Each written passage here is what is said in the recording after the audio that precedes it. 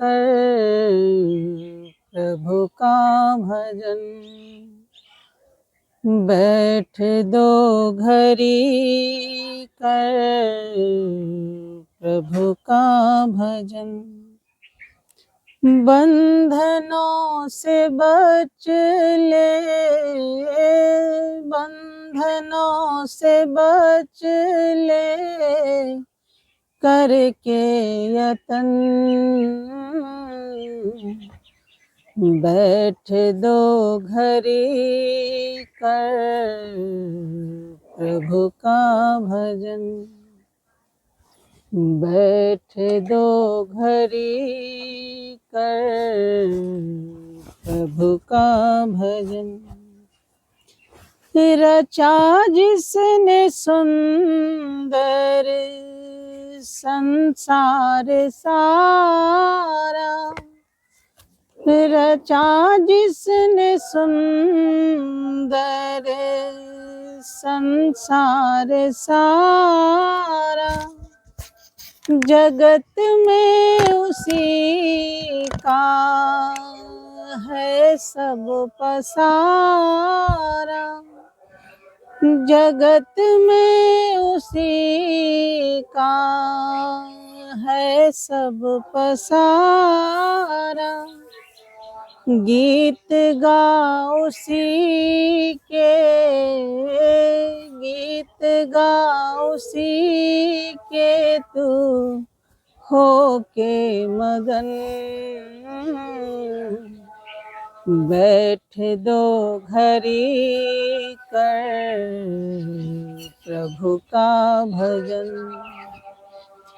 बैठ दो घड़ी कर प्रभु का भजन।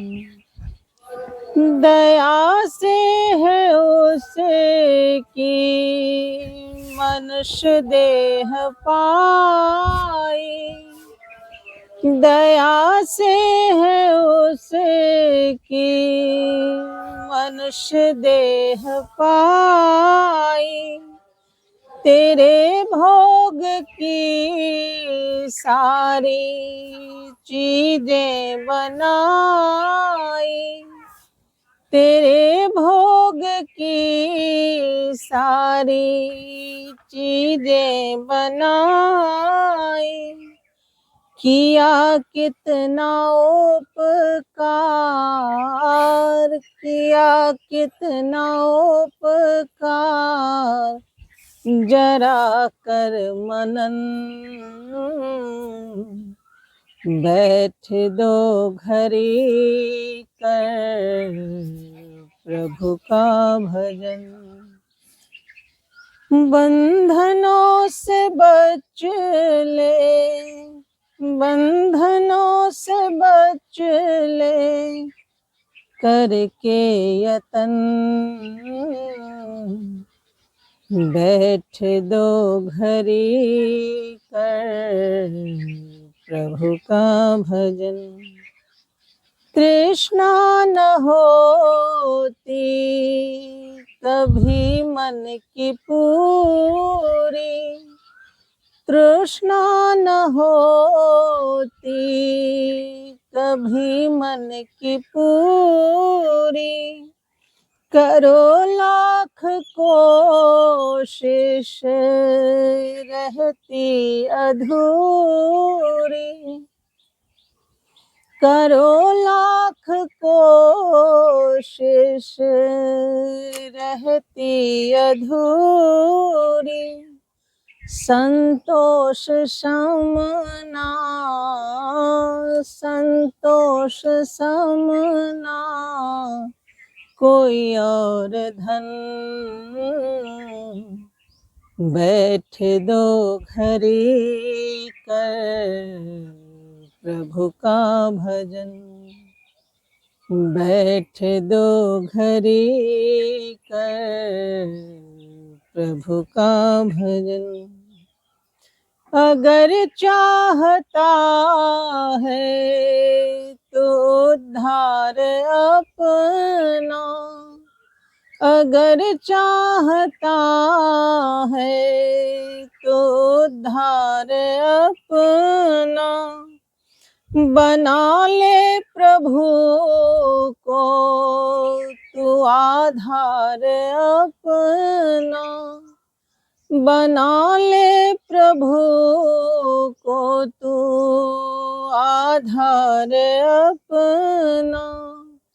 मधुर जिंदगी में, मधुर जिंदगी में खिलेंगे सुमन,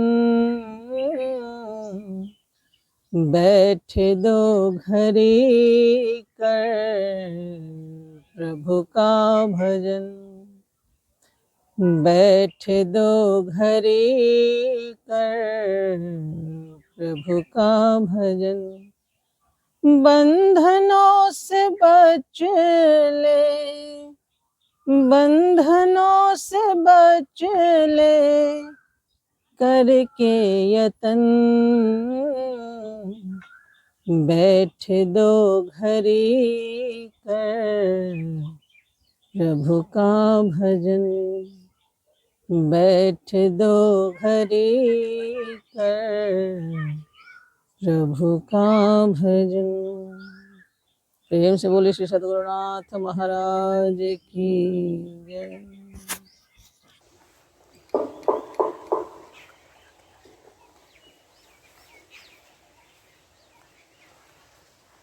हरि ओम आनंदम प्रोस्तान्ते जीवन दर्शनम, नमो नारायण नारायणम।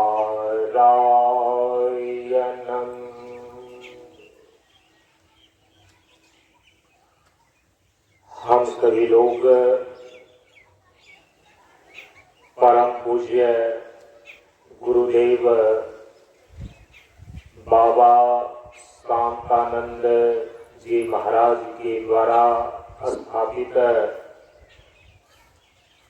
ज्ञान मार्ग सत्संग मंच के 28वें ग्रीष्मकालीन वार्षिकोत्सव के उपलक्ष्य में बिहार प्रांत के पाटलिपुत्र जिला अंतर्गत बार अनुमंडल में स्थित शांतानंद मिशन प्रशांत योगाश्रम गोवासा से पूरा मंच पर 9 मार्च से लेकर 15 मार्च सन 2026 ईस्वी तक आयोजित 7 दिवसीय ज्ञान मार्ग सत्संग कार्यक्रम के आज अंतिम 7वें दिन पूर्णाहुति सत्संग में उपस्थित है। मंच के नियमानुसार पूर्णाहुति सत्संग कार्यक्रम में स्थानीय एवं बाहर के मंचों से आए हुए श्रद्धालुओं के द्वारा एवं प्रवक्ताओं के द्वारा अपने भाव और विचार को रखा जाता है। इस क्रम में हम सभी लोगों के समक्ष प्रशांत कन्या मिशन आश्रम से ब्रह्मचारिणी निकेता देवी अपने विचारों को लेकर प्रस्तुत हो रही हैं। हम सभी लोग ध्यान पूर्वक श्रवण करें। ब्रह्मचारिणी निकेता देवी।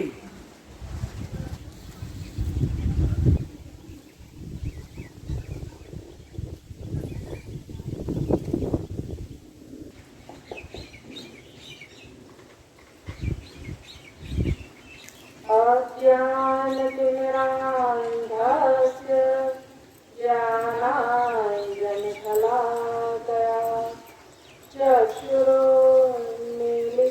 येन तस्मै श्रीगुरुवे नमः। तस्मै श्रीगुरुवे नमः। परम पूज्य गुरुदेव बाबा के श्री चरणों में मेरा कोटि कोटि प्रणाम और उपस्थित सबों को एक साथ मेरा नमो नारायण। ग्रीष्मकालीन वार्षिकोत्सव सत्संग सत्र के इस पूर्णाहुति दिवस में हम लोग उपस्थित हैं और इसी उपलक्ष्य में आज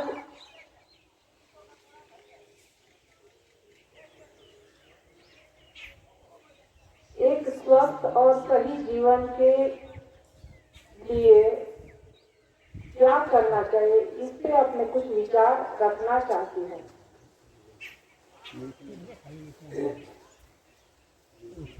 प्रशांत गुरु बाबा अपने प्रवचन में कहे हैं कि जन्म लेना बड़ी बात नहीं है, जिंदा रहना बड़ी बात है। जिंदा रहना भी बड़ी बात नहीं है, जिंदा रहकर एक सही स्वस्थ और संपूर्ण जीवन जीना यह सबसे ऊंची बात है, सबसे बड़ी बात है। अर्थात जन्म तो जैसे कल परम पूज्य गुरुदेव ने अपने प्रवचन में कहा कि कितने ऐसे जीव जंतु हैं कि कितने एक साथ बच्चों को जन्म देते हैं। यहाँ तक कि मनुष्य में भी देख सकते हैं कि बहुत सारे ऐसे लोग हैं जो बच्चों को जन्म तो दे देते हैं लेकिन उसको सही संस्कार, सही परवरिश या जीवन का सही उद्देश्य नहीं समझा पाते हैं। तो जन्म ले लेना बड़ी बात नहीं है, जिंदा रहना बड़ी बात है। और जिंदा भी सब कोई रह रहता है, लेकिन सही जीवन जी के इस जीवन की पूर्णाहुति करना ये सबसे बड़ी बात है। सही जीवन, स्वस्थ जीवन और संतुलित जीवन, संपूर्ण जीवन, इस जीवन के लिए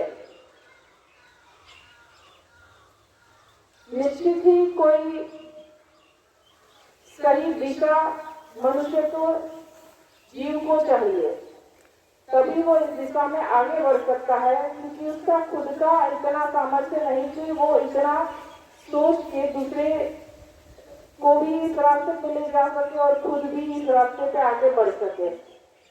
और जैसा कि आज इस मंच का वार्षिकोत्सव दिवस का पूर्णाहुति दिवस है सत्संग सत्र का, इस मंच का मुख्य विषय है जीवन। जीवन और जीवन के संपूर्ण विकास की जो साधना है वो यहाँ से बताई जाती है। आजकल ऐसा देखने में आता है कि सब कोई चाहता है कि मेरा बच्चा पढ़ लिख के आगे निकले, डॉक्टर बने, इंजीनियर बने, लेकिन बहुत ही कम ऐसे लोग हैं जो वास्तव में समझ पाते हैं और अपने बच्चे के लिए भी वो इतना सोच पाते हैं कि मेरा बच्चा एक सही जीवन जिए। सही जीवन का अर्थ जब उनको समझ में आता है तब तक कई बार ऐसा हो जाता है कि देर हो जाती है। लेकिन इस मंच के द्वारा जीवन को सही दिशा में ले जाने का निरंतर प्रवचन के माध्यम से, योग प्रशिक्षण के माध्यम से निर्देश दिया जाता है। और इसी के उपलक्ष्य में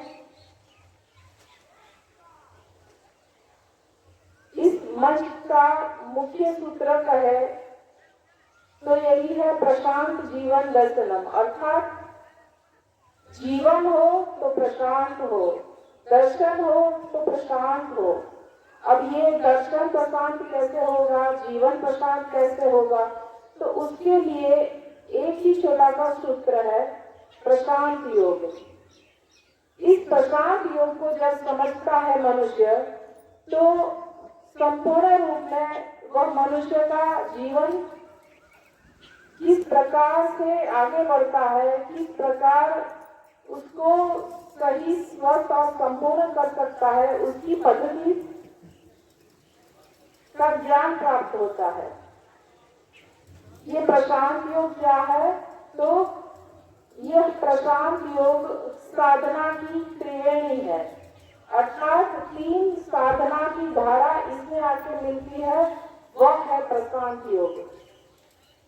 प्रशांत योग जिसके अंदर तत्व साधना, योग साधना और वेदांत साधना, इस 3 प्रकार की साधना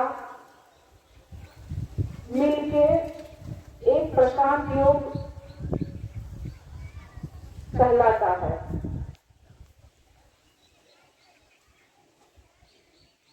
तत्व साधना की प्रक्रिया में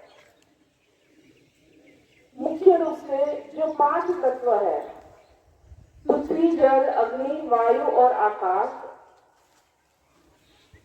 इसकी समुचित साधना का प्रयोग किया जाता है, अभ्यास कराया जाता है।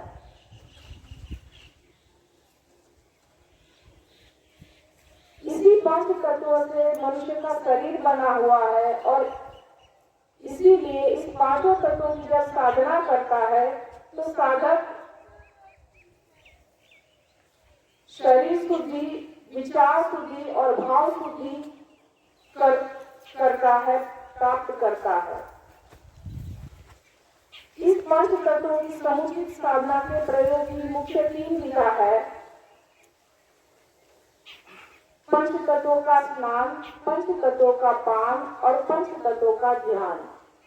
इसी क्रम से जब साधक आगे बढ़ता है तो निश्चित ही वह एक सही दिशा प्राप्त करता है और इसी को लेकर प्रकाश जो बाबा ने अपने उपदेश खंड में निर्देश दिया है, पंच तत्वों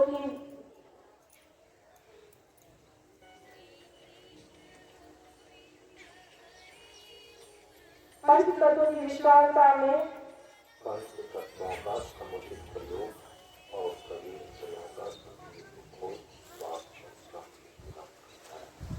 पंच तत्वों की विशालता को दर्शाना ही पंच तत्वों की विशालता को दर्शाना ही ब्रह्म दर्शन है। इस प्रकार जब पंच तत्वों को साध लेता है मनुष्य तो निश्चित ही वह ब्रह्म दर्शन तक पहुंच पाता है। उसके बाद दूसरी साधना की धारा है योग साधना। योग साधना की प्रक्रिया में यम नियम पूर्वक आसन, प्राणायाम, प्रत्याहार, धारणा, ज्ञान और समाधि का अभ्यास, धारणा ज्ञान का अभ्यास करके समाधि को प्राप्त किया जाता है। इसके द्वारा शरीर शून्यता, भाव शून्यता और शरीर शून्यता, विचार शून्यता और भाव शून्यता की उपलब्धि होती है। और इसी योग साधना के 3 मुख्य अंतरंग साधन है धारणा, ज्ञान और समाधि। इसी के द्वारा कोई भी साधक, कोई भी जीव बहिर्मुखी से अपने को अंतर्मुखी करता है और इसी के लिए प्रशांत गुरु बाबा ने उपदेश करने में निर्देश दिया है, अंतर्मुखी आनंद है और आनंद अंतर्मुखी। जब साधक या जीव अंतर्मुखी होता है तो वह एक शाश्वत आनंद की ओर आगे बढ़ता है। और तीसरी धारा है वेदांत साधना। इस वेदांत साधना की प्रक्रिया में कोई श्रोत्रिय ब्रह्मनिष्ठ सद्गुरु के सानिध्य में साधक सत्संग, स्वाध्याय, शास्त्रार्थ, शास्त्र अध्ययन और दिशाटन के द्वारा अपनी जो मान्यता अनात्म पदार्थों में आत्म मान्यता बना के बैठा है उसको धीरे धीरे दूर करके आत्म स्वरूप में अपनी आत्म मान्यता को स्थिर करता है, आत्मनिष्ठ हो पाता है। इसी के द्वारा वह अपने वास्तविक स्वरूप की ओर आगे बढ़ पाता है। जब ये तीनों प्रकार की साधना की समुचित अभ्यास के द्वारा कोई भी साधक अपने जीवन में निरंतर अभ्यास करता है तो निश्चित ही वह एक सही, स्वस्थ और संपूर्ण जीवन की ओर आगे बढ़ता है। और इतना ही नहीं, वह जीवन का शाश्वत आनंद, जीव का जो शाश्वत स्वरूप है, सच्चित आनंद स्वरूप, उसको प्राप्त करने का सामर्थ्य प्राप्त कर लेता है। वह अपने वास्तविक स्वरूप को देखने लगता है, अनुभव करने लगता है और धीरे धीरे उसी में प्रतिष्ठित होता है। यही है प्रशांत योग। और इसी प्रशांत योग के द्वारा कोई भी अपने जीवन को प्रशांत कर सकता है, अपने दर्शन को प्रशांत कर सकता है। और इसी योग साधना की प्रक्रिया से, इसी प्रशांत योग की प्रक्रिया से जीवन का अपना परम कल्याण कर पाता है। और ऐसा खाली कहने की बात नहीं है, इसका प्रत्यक्ष हम लोगों के समक्ष उदाहरण स्वरूप प्रशांत गुरु बाबा है, परम पूज्य गुरुदेव है, जिन्होंने यह साधना निश्चित समय तक करके जीवन में जो पाना था वह पा लिया है। और हम लोगों के लिए एक आदर्श के रूप है कि हम लोग भी इस रास्ते पे आगे करके अपने जीवन को एक सही, स्वस्थ और संपूर्ण जीवन की ओर आगे बढ़ सके। स्कूल कॉलेज में जाते हैं तो वहाँ पे सिलेबस होता है, विद्यार्थी को बताया जाता है कि आपको ये पढ़ना है, ये करना है। ठीक उसी प्रकार इस मंच के द्वारा यह प्रशांत योग बताया जाता है। प्रशांत योग के अंदर यह साधना की 3 पीरियड जो है उसका निर्देश दिया जाता है, उसका अभ्यास कराया जाता है, ताकि हर जीव को, हर साधक को अपना शरीर का, क्योंकि शरीर 3 प्रकार के हैं, स्थूल शरीर, सूक्ष्म शरीर और कारण शरीर। पहले तो अपने इस तीनों शरीर का ख्याल आता है और फिर उस तीनों शरीरों को पार करके वह कैसे अपने स्वरूप की ओर आगे बढ़ सकता है, उसका ज्ञान होता है। और उसी ज्ञान के आधार पर वह धीरे धीरे अभ्यास के द्वारा उस स्वरूप की ओर अंतर्मुखी होकर आगे बढ़ता है।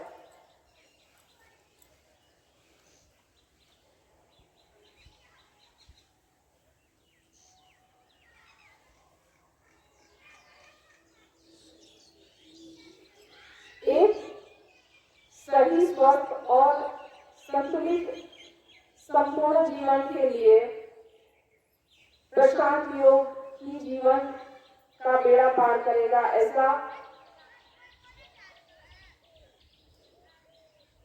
मेरा मानना है। और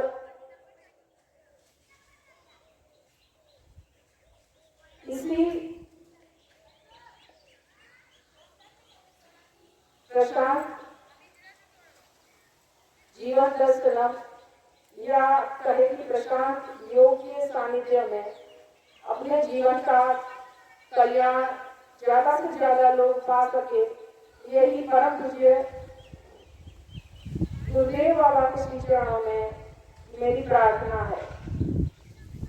इसी के साथ अपने वाणी को विराम देती हूँ। परम पूज्य गुरु बाबा के चरणों में मेरा कोटि कोटि नमन और उपस्थित सबों को एक साथ मेरा नमो नारायण। बोलिए प्रेम से श्री सद्गुरु महाराज की जय। अब हम सभी लोगों के समक्ष मोकामा मंच से सिद्धि दीदी अपने विचारों को लेकर के प्रस्तुत हो रही है। हम सभी लोग ध्यान पूर्वक श्रवण करें।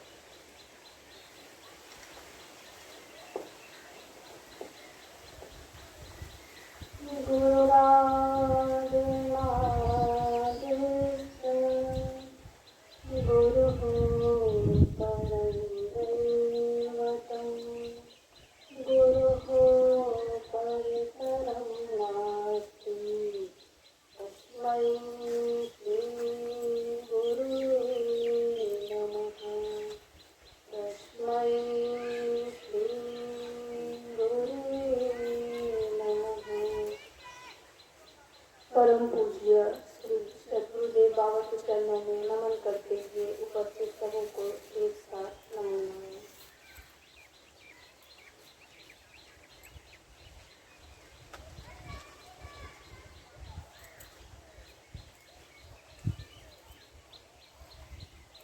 हम सभी लोगों के समक्ष यह जो मंच है, उस मंच का जो मूल विषय है वह है जीवन।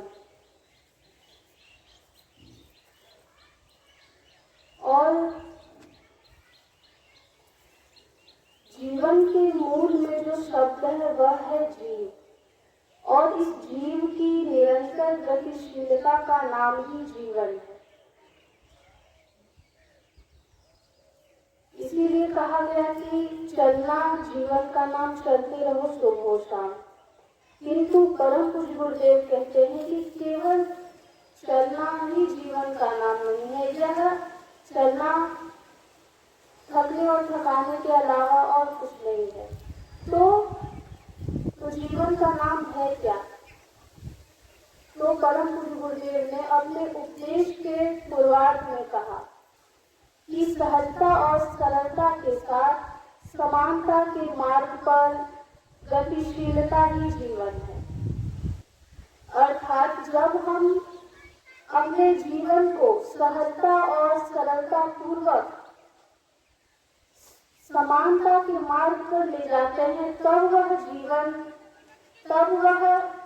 जीवन गतिशीलता की ओर अग्रसर होता है। अर्थात तब हम उसे अपने जीवन की पूर्णता कह सकते हैं। तो जीवन की पूर्णता, अगर हम जीवन की पूर्णता के उद्देश्य से गति करते हैं, और वह गति किस प्रकार की होती है? सहजता और सरलता पूर्वक। तब जब जो हमारा जीवन है वह जीवन गति से प्रगति की ओर और प्रगति से परम गति की ओर हो जाती है, और इसी को जीवन का विकास हो कहते हैं। और जीवन का विकास, जीवन की प्रगति, इसी का नाम है। परम पूज्य गुरुदेव ने जयकार में कहा, जीवन का प्रकाश हो। तो यह जो जीवन है उसका प्रकाश किस प्रकार से होता है? तो उसके पहले 3 जयकार है।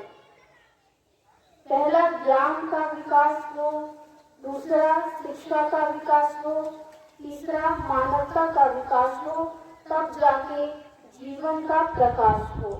तो जीवन कब प्रकाशित होता है? जीवन का प्रकाश कब होता है? जब हम शेष तीनों का विकास कर लेते हैं, ज्ञान का, शिक्षा का और मानवता का, तब जाके जीवन प्रकाश में होता है।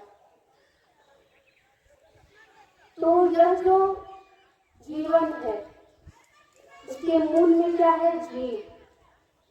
और जीव जड़ चेतनात्मक है, अर्थात जीव प्रकृति और ब्रह्म से निर्मित है। हमारे जीवन का जो मूल तत्व है वह 2 तत्व है, प्रकृति और ब्रह्म। इसी को जड़ और चेतन कहते हैं। प्रकृति स्थानीय जड़ और ब्रह्म स्थानीय चेतन।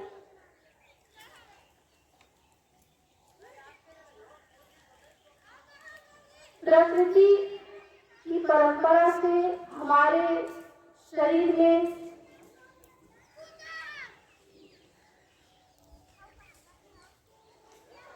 प्रकृति की परंपरा से हमारे अंदर जड़ शरीर का निर्माण होता है, जिसके अंदर स्थूल, सूक्ष्म और कारण शरीर आते हैं। और ब्रह्म की परंपरा से हमारे अंदर जो तत्व है वह है चेतन आत्मा।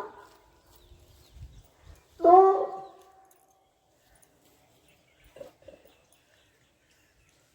जड़ चेतन गुण दोष में विश्व किन्ह करता, रामचरितमानस में आया। तो यह जो जड़ और चेतन है यह जल चेतन के संयोग से हमारा जीवन निर्मित होता है।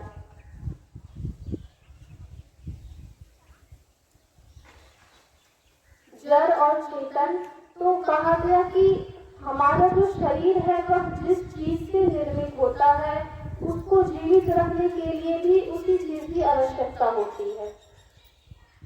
अर्थात प्रकृति और ब्रह्म। प्रकृति, पहला प्रकृति है, प्रकृति के पंच तत्व होते हैं, उसी को प्रकृति कहते हैं। क्षिति जल पावक गगन समीरा पंच रचित यह सकल शरीरा। सकल शरीरा कहने का अर्थ है सभी प्रकार के शरीर, अर्थात व्यष्टि धरातल पर सूक्ष्म शरीर, स्थूल शरीर और कारण शरीर, और व्यष्टि धरातल पर 84 लाख प्रकार के योनि। इन सभी प्रकार के जो शरीर हैं वह पंच तत्वों से निर्मित है। इसीलिए कहा गया कि जितने भी प्रकार के शरीर हैं सकल शरीर, अर्थात जितने प्रकार के शरीर हैं वह सब प्रकृति के इन 5 तत्वों से ही निर्मित हुए हैं। अर्थात जो जिसका शरीर पृथ्वी तत्व से निर्मित हुआ है उसे पार्थिव शरीर कहते हैं। जिसका शरीर जल तत्व से निर्मित होता है उसे जलीय शरीर कहते हैं। जिसका शरीर अग्नि तत्व से निर्मित होता है उसे आग्नेय शरीर कहते हैं, और जिसका शरीर वायु तत्व से निर्मित होता है उसे वायव्य शरीर कहते हैं, और जिसका शरीर आकाश तत्व से निर्मित होता है उसे आकाशीय शरीर कहते हैं। इस प्रकार से हमारे इस 84 लाख प्रकार की योनियों में जितने प्रकार के योनि हैं, जितने प्रकार के शरीर हैं, वह सब इन्हीं 5 तत्वों से निर्मित होते हैं। तो हमारा जो ये मनुष्य का शरीर है वह पार्थिव शरीर कहलाता है, क्योंकि इसमें पृथ्वी तत्व की प्रधानता होती है। तो यह जो मनुष्य का शरीर है उसे अगर हम जल में रख दें तो हम उस जल में ज्यादा देर तक जीवित नहीं रह सकते, क्योंकि हमारा शरीर पृथ्वी तत्व प्रधान है, हमारा शरीर पार्थिव शरीर है।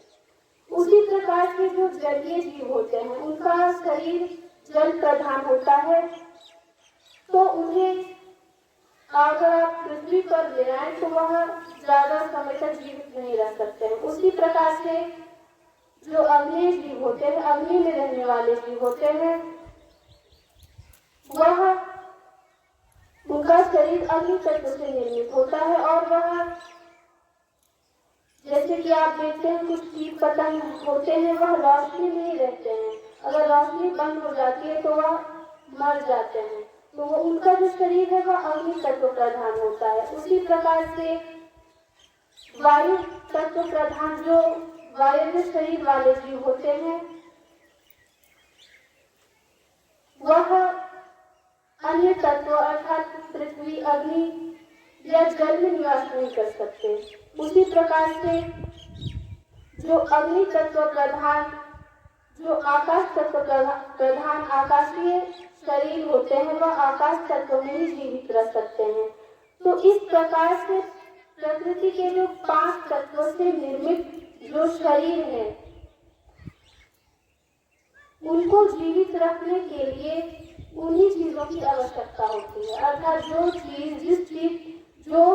जिस चीज से निर्मित हुआ है उसे जीवित रखने के लिए भी उसी चीज की आवश्यकता होती है।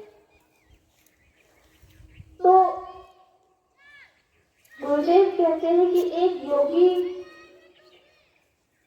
कठिन तपस्या करके 5 तत्वों की साधना करके 5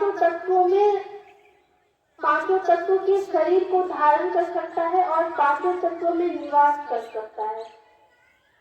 अर्थात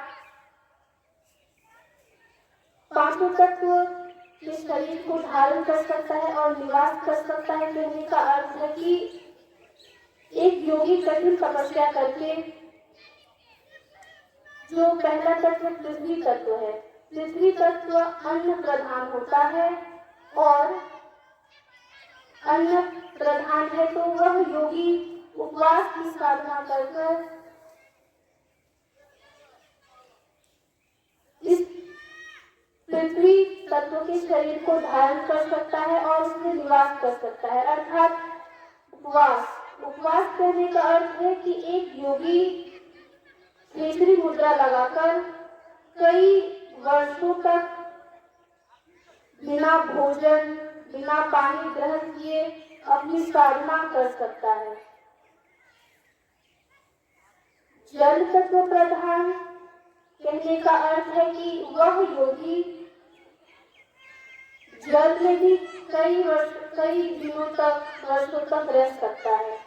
सामान्य मनुष्य की बस की यह बात नहीं है, क्योंकि अभी हमने बताया कि मनुष्य का शरीर पार्थिव होता है और वो पार्थिव तत्व में निवास नहीं कर सकते हैं। जिसका शरीर जिस तत्व से बना है वह उसी तत्व में निवास कर सकता है, किंतु एक योगी साधना के बल से पांचों तत्व के शरीर को धारण कर सकता है। वह पार्थिव शरीर को धारण कर सकता है उपवास की साधना करके, वह जलीय शरीर को धारण कर सकता है, आग्नेय शरीर को धारण कर सकता है, वायव्य शरीर को धारण कर सकता है और आकाशीय शरीर को भी धारण कर सकता है और उन पांचों तत्वों में निवास भी कर सकता है।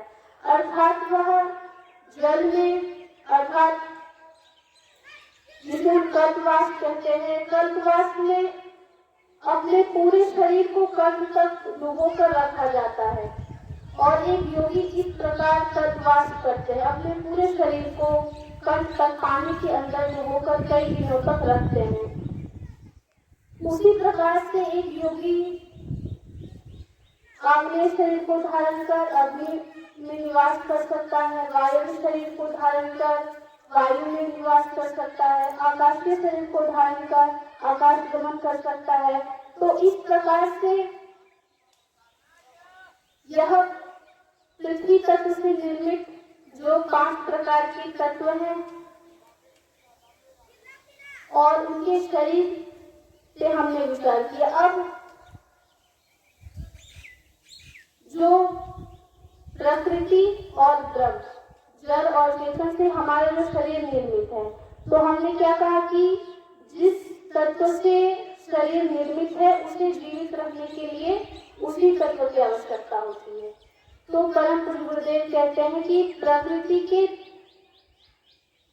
अर्थात यह जो जड़ तत्व है उसके 3 खुराक होते हैं, रोटी, कपड़ा और मकान, जिसके कारण से यह जीव जीवित रहता है। सभी प्रकार के जीव रोटी, कपड़ा और मकान की व्यवस्था सभी प्रकार के प्राणी, जीव जंतु, मनुष्य इत्यादि करते हैं, जिससे वह जीवित रहते हैं।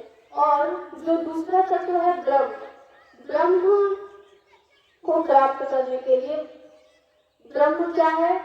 चेतन आत्मा। तो ब्रह्म को प्राप्त करने के जो 3 खुराक हैं वह क्या है? भजन, सत्संग और ध्यान। कहने का अर्थ है कि भजन, सत्संग और ध्यान करके ही जो जीव है वह चेतन तत्व आत्मा को प्राप्त कर सकता है। तो इस प्रकार से हमारा जो शरीर है उसका खुराक रोटी, कपड़ा और मकान, और जो आत्मा का खुराक है भजन, सत्संग और ध्यान। शरीर के हैं 3 खुराक, रोटी, कपड़ा और मकान। आत्मा के हैं 3 खुराक, भजन, सत्संग और ध्यान। तो इस प्रकार से हमने यह विचार किया, जो जीव है, जीव की गति किस प्रकार से होती है और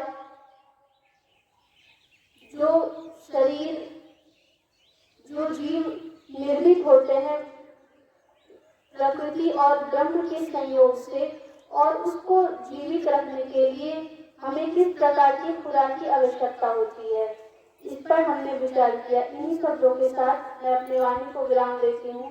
श्री सद्गुरुदेव बाबा के चरणों में नमन करते हुए आप सबों को मेरा नमन है।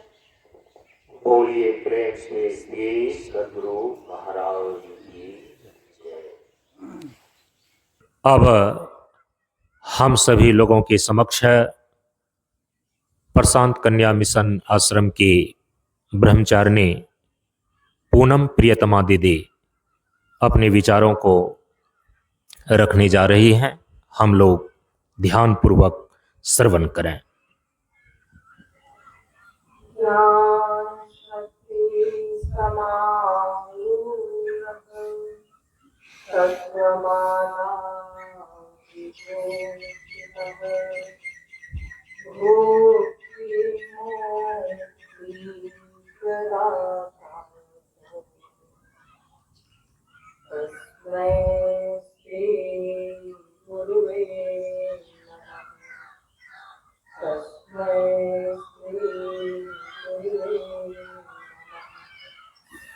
परम पूज्य आराध्य श्री सद्गुरुदेव बाबा के चरणों में नमन करते हुए आप सबों को एक बार धन्यवाद।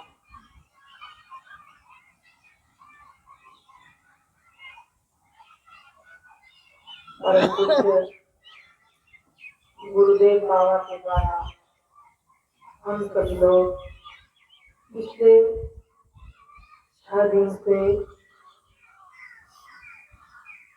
देव दुर्लभम या मानव का शरीर जो हम सभी लोग को प्राप्त है, इस विषय पर प्रवचन सुन रहे हैं।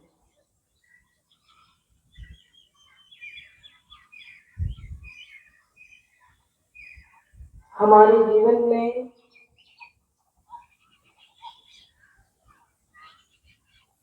जीवन से बढ़कर दूसरा कोई भी चीज नहीं है। परम पूज्य प्रशांत गुरुदेव बाबा के द्वारा कहा गया है कि जीवन से बढ़कर जीवन में दूसरा कुछ भी नहीं है। इस जीवन तत्व तक और यह मानव का शरीर जो देवताओं को भी प्राप्त होना दुर्लभ होता है। जैसा कि सनातन धर्म के हमारे ग्रंथ जो है उसमें आते हैं, कहा जाता है कि बड़े भाग्य मानुष तन पावा। यह मानव का शरीर बड़ी सौभाग्य से ईश्वर की अहेतु कृपा से प्राप्त होता है।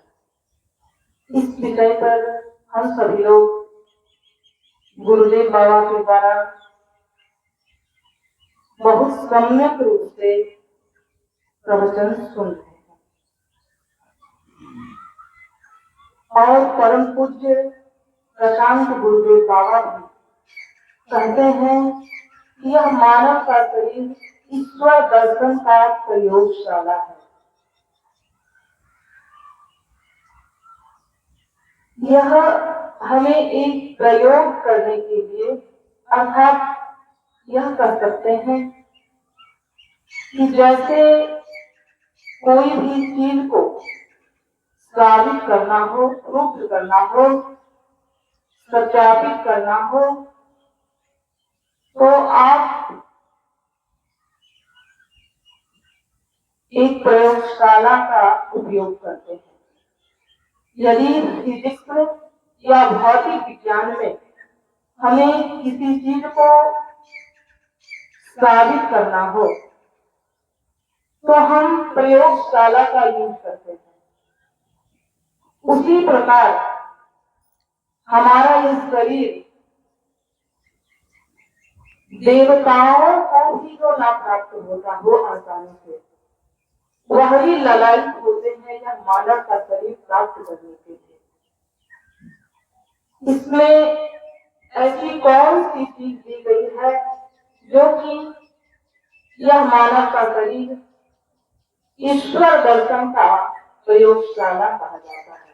अर्थात ईश्वर जो मेरा स्वरूप, जो मनुष्य का, मानव का, जो उसका खुद का स्वरूप है, जो अपने स्वरूप की ओर ना जाकर के हमारा यह जीवन जड़ चेतनात्मक, जो जड़ और चेतन दोनों के संयोग से बना है। जड़ प्रधान यह हमारा शरीर, उसी में हम अपने समय को अधिक से अधिक, यह मानव का शरीर जो प्राप्त हुआ है उसका एक समय सीमा निश्चित है, और उस समय सीमा में हम अधिक से अधिक जड़ तत्व प्रधान जो शरीर है, भौतिक चीजें हैं, उसमें अपना समय व्यतीत करते हैं। और जो यह मानव के शरीर में आत्म तत्व दिया गया है, आत्मा के रूप में, जो सभी मानवों को प्राप्त है और सभी योनियों को भी प्राप्त है, लेकिन भिन्नता यह है कि और इस मानव का शरीर सभी योनियों में श्रेष्ठता इसलिए कही जाती है कि इसमें देह, इंद्रिय, प्राण और अंतःकरण यह विशिष्ट रूप से प्रदान किया गया है। यह इसकी विलक्षणता है जिससे हम एक श्रेष्ठ योनि को प्राप्त करते हैं, अर्थात यह मानव का शरीर जो है यह श्रेष्ठ कहा जाता है और इसकी श्रेष्ठता सिद्ध होती है।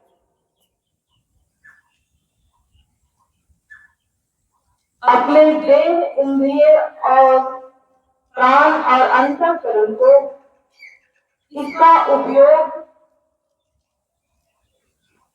स्थूल शरीर, सूक्ष्म शरीर और कारण शरीर, इन तीनों का उपयोग सारी चीजों का उपयोग हम इस प्रकार से करें कि जड़ तत्व जो शरीर का है उसका भी पोषण हो, क्योंकि यदि आपके पास यह प्रयोगशाला ही, आपके पास यह औजार ही नहीं रहेगा तो आप उस सत तत्व को सत्यापित नहीं कर पाएंगे। इसलिए शरीर का भी पोषण आवश्यक है, इतना आवश्यक है जितना कि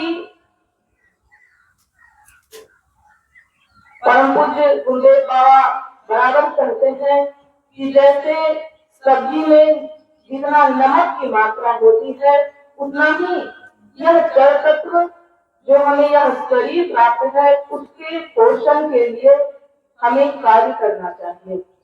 और जो चेतन तत्व आत्मा के रूप में यह मानव का शरीर जो हमें प्रदान किया गया है और यह चेतन तत्व जो हमें मिला है आत्मा के रूप में, उसके अनुसंधान में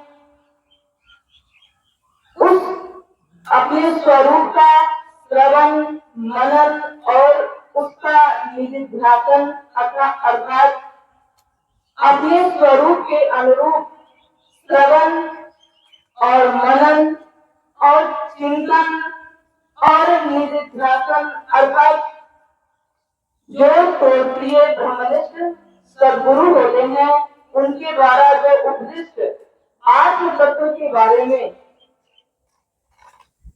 किस प्रकार से हम अपने जीवन को उस परम तत्व, उस आत्म तत्व जो हमारे भीतर सत तत्व है उसका हम बोध कर पाए, अपने स्वरूप के अनुरूप हमारा कैसे गति होगा, इन सारे बिंदुओं और इन सारे तत्वों पे उनके मुखार बिंद से श्रवण करके उस आत्म तत्व का हम सभी लोग बोध कर पाते हैं।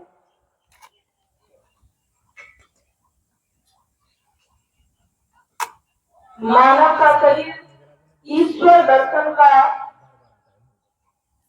प्रयोगशाला है। ईश्वर दर्शन ईश्वर समष्टि चेतना का नाम है, लेकिन उसी ईश्वर का अंश जो कि व्यक्ति के रूप में मानव के शरीर में आत्म तत्व दिया गया है, उसको प्राप्त करने के लिए हमें साधनाओं से, जो कि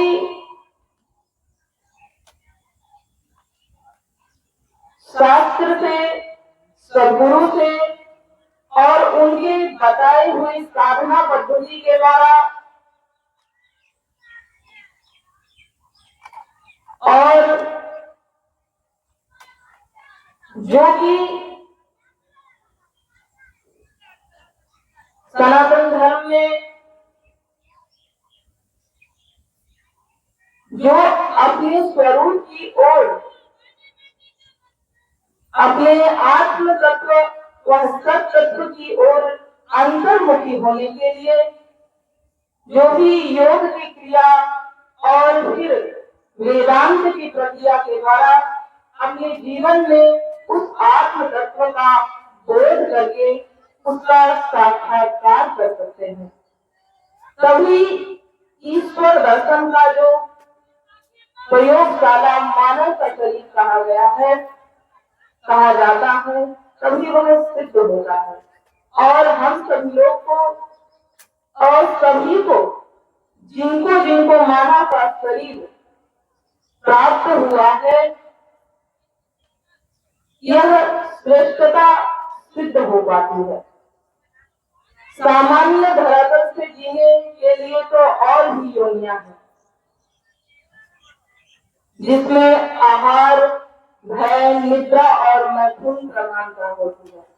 लेकिन इससे ऊपर उठकर अपनी चेतना को एक निम्न धरातल से एक उच्च धरातल पर संत महापुरुषों और शास्त्र के अनुसार सनातन धर्म में जो अद्वैत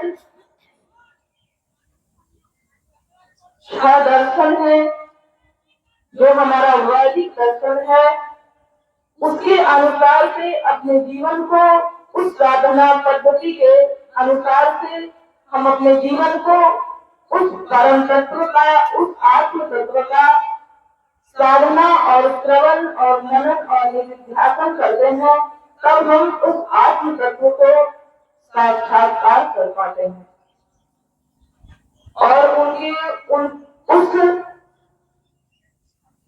शास्त्र के तत्व और उसके रहस्य को बताने वाले सद्गुरु होते हैं, जिनके द्वारा जो कि वह अपने जीवन में आत्मा का साक्षात्कार किए हुए होते हैं, तब वह अन्य लोगों को भी, अन्य शिष्यों को भी वह करा पाने समर्थ होते हैं। तभी हम सभी लोग एक श्रोत्रिय ब्रह्मनिष्ठ सद्गुरु का वरण करके अपने जीवन में उस सत तत्व और जो जीवन की पूर्णता है और ईश्वर दर्शन का एक प्रयोगशाला है, यह मानव का शरीर, तभी वह सिद्ध हो पाता है। और हरेक मानव को जिसकी जहाँ चेतना की धरातल है, हमारी चेतना एक निम्न धरातल से, यदि हम निम्न धरातल में अभी जी रहे हैं, हम सभी को कोशिश करना चाहिए कि अपनी चेतना का विकास करें, अर्थात निम्न धरातल से उच्चतम धरातल की ओर, चेतना की निम्न धरातल से उच्चतम धरातल अर्थात प्राकृतिक धरातल, सांस्कृतिक धरातल और पारमार्थिक धरातल तक पहुंच पाए। सभी मानव को और सभी जो कि सिद्धजन और साधकजन है, सभी को अपनी चेतना का विकास करना चाहिए। अपनी जहाँ भी उनकी चेतना है, जिस भी धरातल पर है, वहां से उठा करके अपनी चेतना को जब तक हम सभी लोग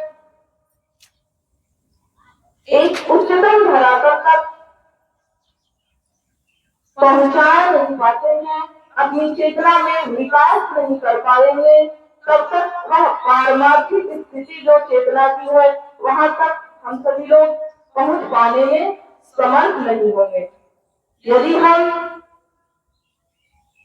चेतना की प्राकृतिक धरातल जो सामान्य स्तर पे आहार, भय, निद्रा और मैथुन प्रधानता से जी रहे हैं, तो उसको संतुलित करके, संस्कृत करके सांस्कृतिक धरातल तक ले जाना चाहिए और फिर सांस्कृतिक धरातल से धार्मिक धरातल पर, अर्थात विधि निषेध जो कि शास्त्र के अनुसार से और गुरु के अनुसार से अपने जीवन को फिर ढालते हैं, तब हमारी संज्ञा साधक की होती है, तब हमारी चेतना में विकास होने लगता है। तब फिर चेतना की स्थिति विधि निषेधात्मक अपने जीवन को, यदि हम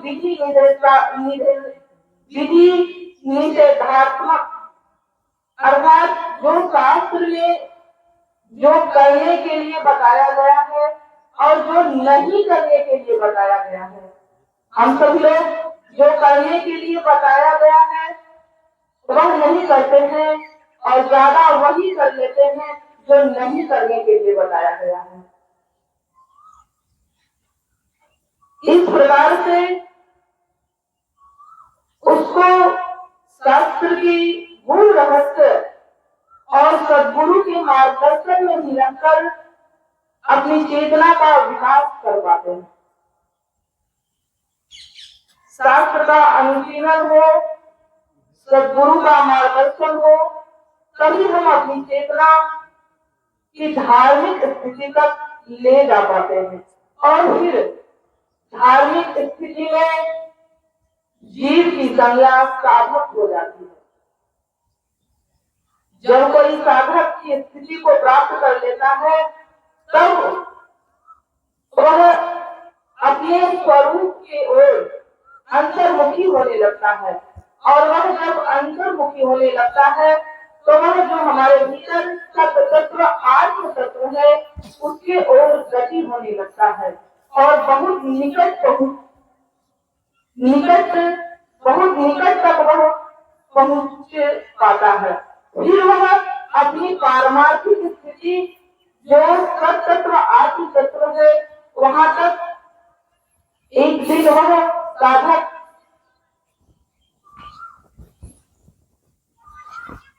शास्त्र के अनुसार और सद्गुरु के अनुसार मार्गदर्शन में रहकर वह पहुंच पाने में, उस पारमार्थिक स्थिति तक पहुंच पाने में समर्थ हो पाता है और उसकी चेतना एक निम्न धरातल से उच्चतम धरातल की ओर अग्रसर होते हुए जीवन की जो पूर्णता है, वह अपने भीतर उस सत्य तत्व का अनुभव और बोध कर पाता है और यही जीवन का परम लक्ष्य है। और इसीलिए इस मानव का शरीर जो विशेष रूप से देह, इंद्रिय और प्राण अंतःकरण प्रदान किया गया है, उसका उपयोग और विनियोग इस आत्म तत्व, इस सत्य तत्व को साक्षात्कार करने के लिए ईश्वर हमें प्रदान किए हैं। हम सभी लोग अपनी चेतना का परम पूज्य प्रशांत गुरुदेव बाबा एवं गुरुदेव बाबा से प्रार्थना यही करते हैं कि हम सभी लोग को जो भी हमारी चेतना की धरातल जहाँ पर भी है, उससे हमारी चेतना उस पारमार्थिक स्थिति की यात्रा में उच्चतम धरातल तक पहुंच पाने में समर्थ हो। इन्हीं शब्दों के साथ मैं अपनी वाणी को यहीं पे विराम देती हूँ।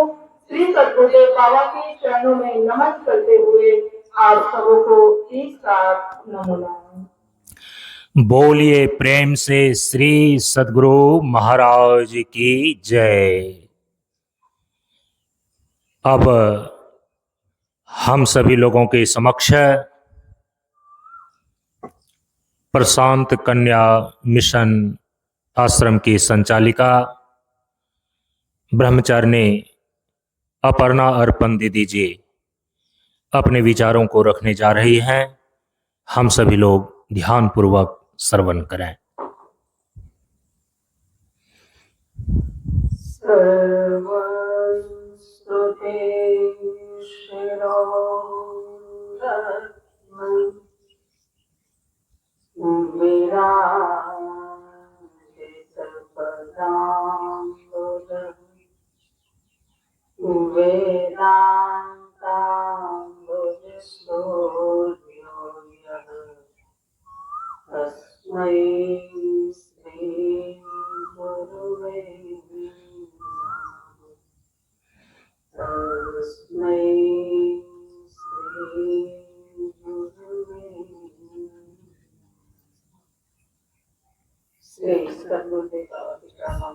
नमन करते हुए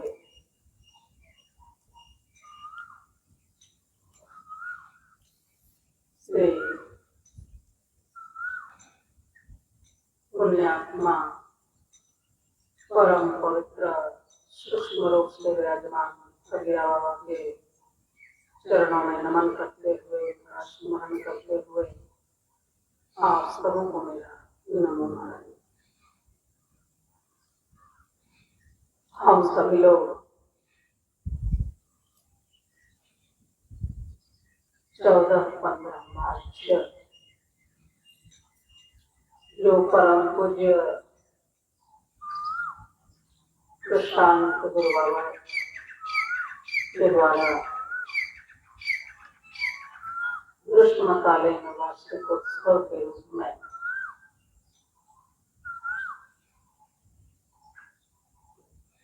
मनाया गया था।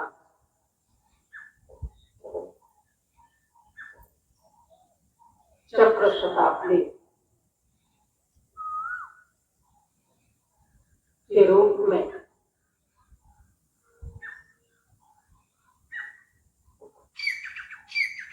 इस वार्षिक उत्सव को हम सभी लोग प्रतिवर्ष मनाते हैं। यह ग्रीष्मकालीन वार्षिक उत्सव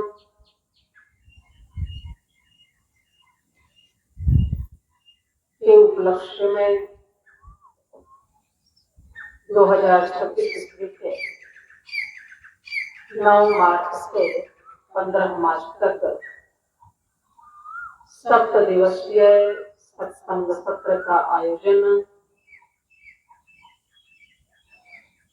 गुवाहाटी से पूरा मंच के प्रशांत योगाश्रम में आयोजित है। इसके पूर्णाहुति दिवस के सत्संग सत्र में हम सभी लोग उपस्थित हैं। हम सभी लोग क्रमशः विचारों का श्रवण कर रहे हैं। विचार कई प्रकार के विचारों का जब हम श्रवण करते हैं तो मन में यह जिज्ञासा होती है कि श्रवण करने के काल में हर विचार महत्वपूर्ण लगता है, लेकिन उन विचारों को आत्मसात करना बहुत ही कठिन मालूम पड़ता है।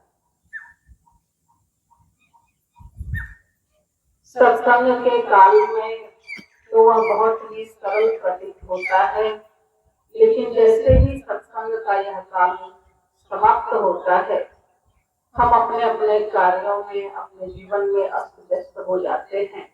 उस समय इन श्रवण किए गए विचारों का कितना हम स्मरण करते हैं, कितना हम इन विचारों का मनन करते हैं,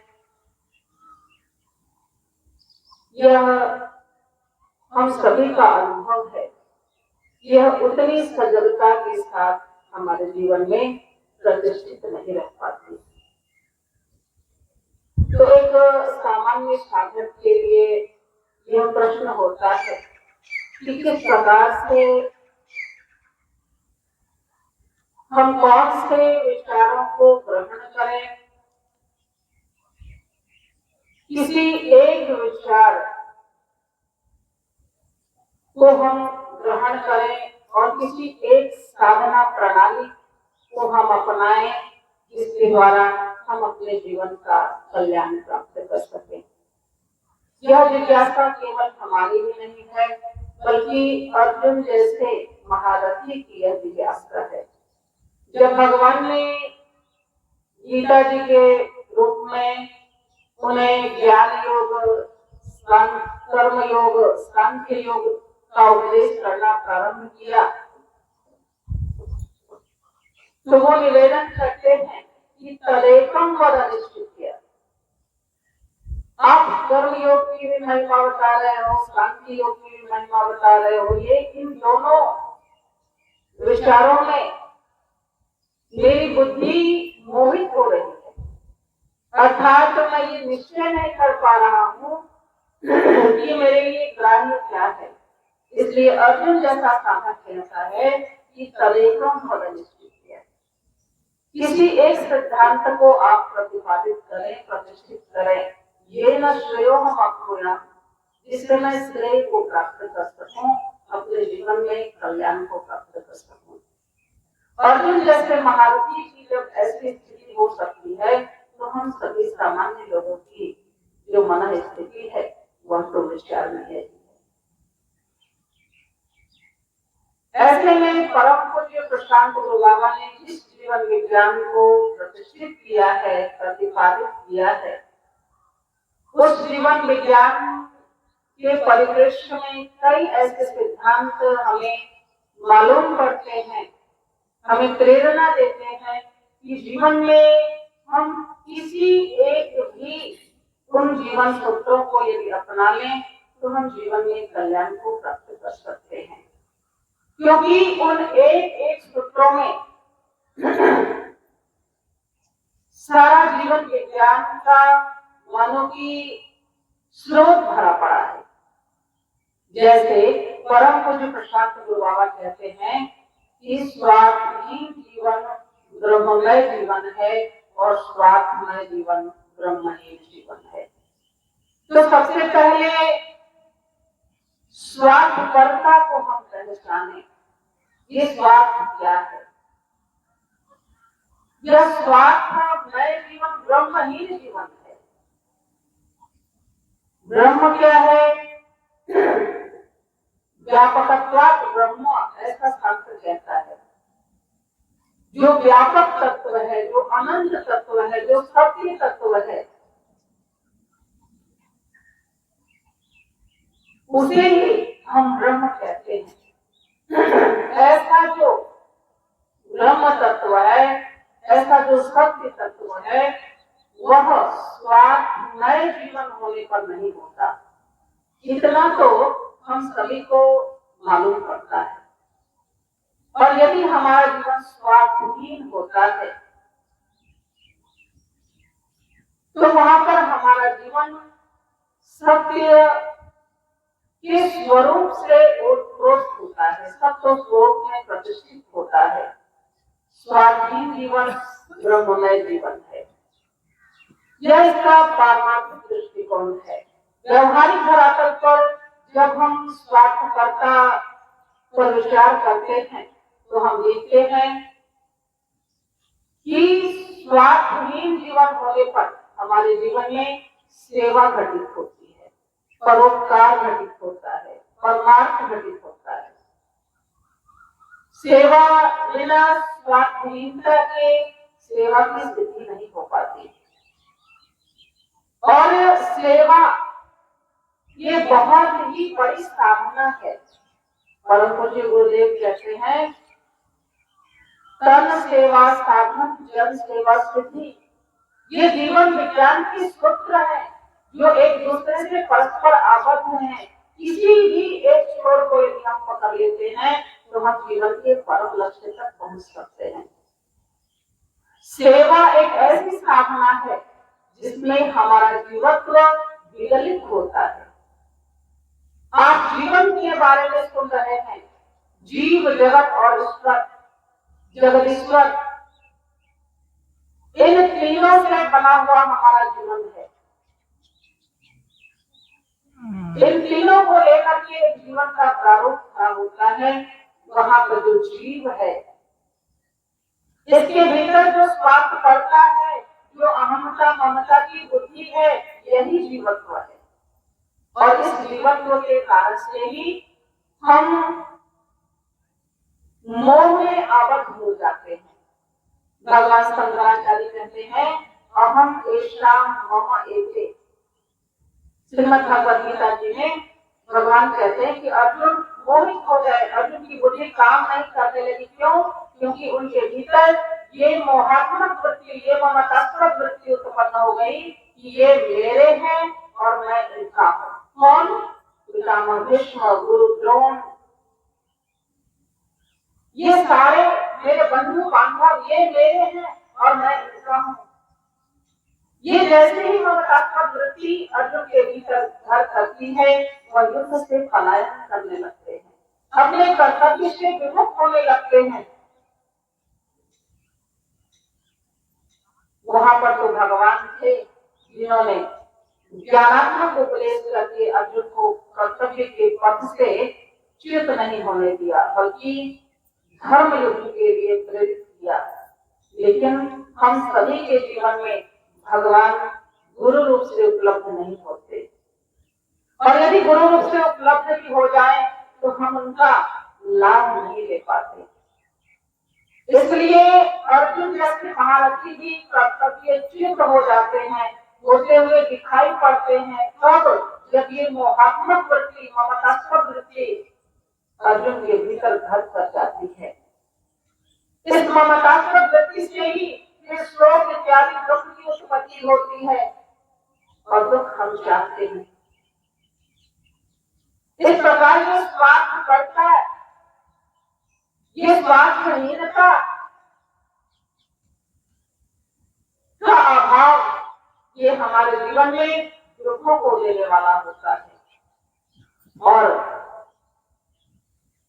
स्वार्थहीनता की प्रतिष्ठा होने पर, सेवा की जीवन में प्रधानता होने पर हमारा जीवत्व विगलित होता है, ममतास्पद वृत्ति शिथिल पड़ती है, और उसकी शिथिलता में ही हम शोक इत्यादि दुखों से निवृत्त हो पाते हैं।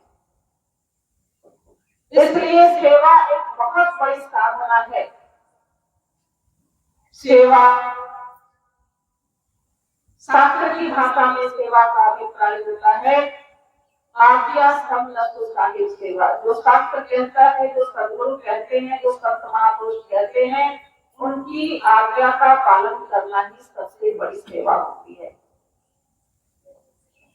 दूसरा, किसी सत्कर्म में सहयोग कर देना, ये भी एक सेवा होती है।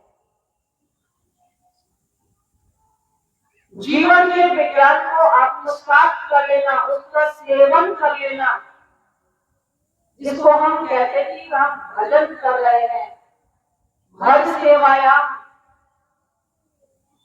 भजन के माध्यम से हम उस प्रभु को आत्मसात करते हैं, उस जीवन विज्ञान को आत्मसात करते हैं, जिसके द्वारा हमें अपना ही स्वरूप प्राप्त होता है। इसलिए सेवा एक बहुत बड़ी साधना है, लेकिन यह सेवा बिना स्वार्थहीनता के सिद्ध नहीं हो पाती। इसलिए जीवन में स्वार्थहीनता होनी चाहिए। स्वार्थहीनता होने पर ही सेवा रूपी साधना घटित होती है, और जिसके जीवन में सेवा है वही इस जीवत्व को पार कर पाता है, सिद्धि तक पहुंच पाता है। और यह सेवा या स्वार्थपरता का स्वरूप, ये सारी चीजें हमें जिस सत्संग में प्राप्त हो पाती है, वह सत्संग सदगुरु का सानिध्य भी सेवा के माध्यम से ही हमें प्राप्त होता है। जिनके अंदर जितनी सेवा की भावना होती है, वो संतों के उतने ही करीब होते जाते हैं, और संतों का सानिध्य प्राप्त करना, उनकी अंतरंगता को प्राप्त करना ही सबसे बड़ी सेवा है। क्योंकि उनके सानिध्य को प्राप्त करके मानो कि हम जीवंत रूप में ही भगवंत का दर्शन कर पाते हैं। उनके आचरणों से हमें क्षण प्रतिक्षण प्रेरणा मिलती है, एक ऊर्जा मिलती है। और जब हम सेवा करते हैं, स्वार्थहीन होकर के सेवा करते हैं, तो उन संतों के हृदय में, गुरुजनों के हृदय में, जिसमें क्षण प्रतिक्षण भगवत स्मरण होता रहता है, यदि हमारे हम जैसे अधम जीवों का भी स्मरण हो जाता है, तो मानो कि हमारा जीवन ही परम पवित्रता को प्राप्त हो जाता है, हमारे पाप क्षीण हो जाते हैं। इसलिए लोक में क्या प्रसिद्ध है कि संतों की सेवा करनी चाहिए। ये इतने सारे विज्ञान को हम आज नहीं जान पाते, लेकिन लोक परंपरा में अर्थात वृद्ध जनों के द्वारा, अपने पूर्वजों के द्वारा हमारे भीतर ये संस्कार डाला जाता है कि संतों की सेवा करनी चाहिए, गुरुजनों की सेवा करनी चाहिए। ये सेवा ही एक ऐसी साधना है जो जीव को जीवन को सुखी करते हुए जीवन की पूर्णता तक पहुंचा देता है। यही शब्दों के साथ मैं अपनी वाणी को विराम देती हूँ। श्री सद्गुरुदेव बाबा के चरणों में नमन करते हुए आप सबों को मेरा नमन। कई दिनों से सुन रहे हैं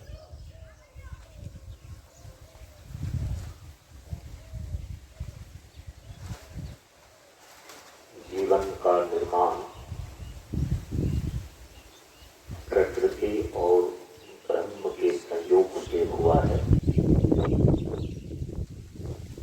कथा कथित जड़ और चेतन से निर्मित है। जड़ चेतन का जो संगठित रूप है, उसी को बोलते हैं जीवन।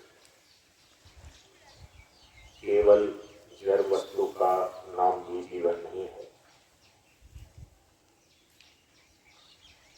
और केवल विशुद्ध चेतन का नाम ही जीवन नहीं है। जीवन है जड़ चेतन का संयोग। जड़ की सत्ता प्रकृति कहलाती है, और चेतन की सत्ता ब्रह्म कहलाता है। तो प्रकृति की परंपरा से जड़ शरीर प्राप्त है, और ब्रह्म की परंपरा से इस जड़ शरीर में स्थित चेतन आत्मा है। जड़ शरीर और चेतन आत्मा दोनों के संयोग से एक विलक्षण शक्ति उत्पन्न होती है। उसी विलक्षण शक्ति का नाम है जीव। चेतन आत्मा की तादात्म्यापत्ति जब तक जड़ शरीर से रहता है,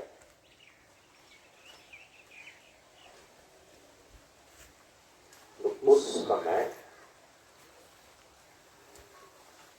हम इसको बोलते हैं जीवात्मा। आत्मा का जो शुद्ध स्वरूप है ना, वो तो ब्रह्म ही है। आत्मा यदि तीनों शरीर से विलिप्त होकर के अपने शुद्ध स्वरूप में अवस्थित रहे, तो आत्मा के शुद्ध स्वरूप को ही ब्रह्म बोलते हैं। अयम आत्मा ब्रह्मा। वेद का जो ज्ञान कांड उपनिषद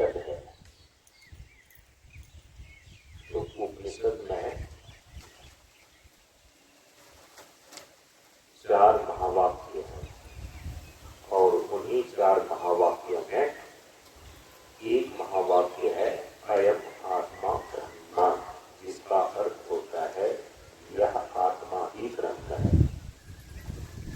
लेकिन कौन आत्मा, कैसी आत्मा? जो आत्मा शरीर से कदात्म्यपन्न है, जो शरीर के बंधन से बंधा हुआ है, ऐसी आत्मा का नहीं। आत्मा वस्तुतः शरीर और प्रकृति के तीनों गुणों से सदा ही असंग ही है। अपने स्वस्वरूप में आत्मा निर्विकार ही है, तीनों गुणों से निर्लिप्त और असंग ही है। इसीलिए आत्मा का जो स्वस्वरूप परमात्म स्वरूप है वह तो ब्रह्म ही है। इसीलिए कहा कि अयम आत्मा ब्रह्मा, यह आत्मा ही ब्रह्म है। लेकिन स्वस्वरूप के अज्ञान के कारण से, स्वस्वरूप की विस्मृति के कारण से,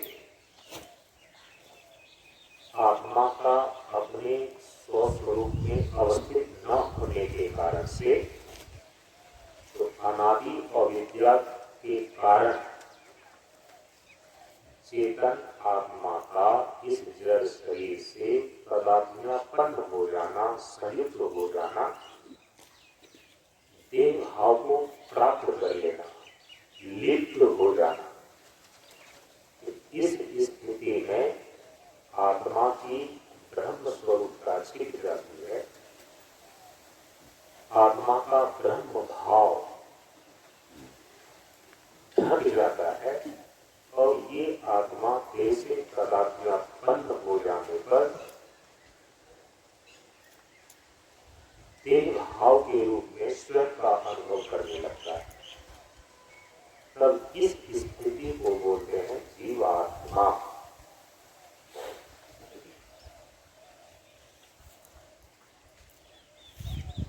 शरीर और आत्मा दोनों का संयुक्त रूप जीवात्मा है। और अब यह जीवात्मा जो है, यही